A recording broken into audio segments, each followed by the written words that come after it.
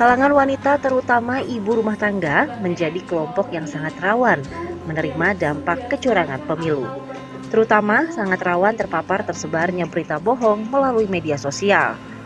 Untuk menanggulangi dan meminimalisir permasalahan ini, Panitia Pengawasan Pemilu Kecamatan atau Panwascam Kapanewon Tempel menggelar edukasi pemilu berkualitas untuk para ibu-ibu rumah tangga. Puluhan ibu-ibu rumah tangga ini berasal dari dua komunitas aktivitas, yakni kelompok wanita tani dan kelompok senam. Dalam acara edukasi yang digelar di Pondok Makan Lele Mangut Jalal ini, puluhan ibu-ibu rumah tangga mendapatkan edukasi terkait bagaimana menyikapi pemilu, mulai dari tahapan menjelang pemilu hingga pelaksanaan pemilu digelar. Salah satu yang menjadi titik tekan dari narasumber adalah terkait dengan kerawanan di kalangan ibu-ibu mengenai kemungkinan tersebarnya berita bohong melalui media sosial. Berita-berita bohong sering tersebar dengan cepat, tanpa proses validasi terlebih dahulu. Selain itu, Panwascam juga mengajak para ibu-ibu ini menjadi agen pengawas pemilu partisipatif.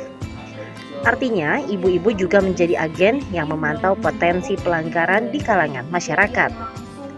Dengan pengawasan partisipatif ini diharapkan sedari dini potensi pelanggaran dan kecurangan dalam pemilu dapat diantisipasi oleh pihak terkait. Menurut Bowo, Ketua Panwascam Tempel Kordif SDM sekaligus pemateri edukasi pemilu berkualitas mengatakan kegiatan ini dilakukan sebagai upaya serius lembaganya untuk mewujudkan pemilu yang benar-benar baik. Dengan pemilu yang baik dan berkualitas sehingga yang memenangkan kompetisi di pemilu juga memang mereka yang baik. Kegiatan edukasi ini juga akan diadakan berkala dengan peserta yang beragam. Kita mengenalkan pengawasan dari sisi kita mengawal tahapan dan tahapan-tahapan dari mulai awal sampai nanti masa pungut hitung, tapi kami lebih ke dari sisi pengawasan. Kita sasarannya kepada ibu-ibu KWT dan kelompok senam. Kita dari tahapan mutale sampai tahapan coklit. Mutale saat ini kebetulan masuk dalam masa tahapan coklit.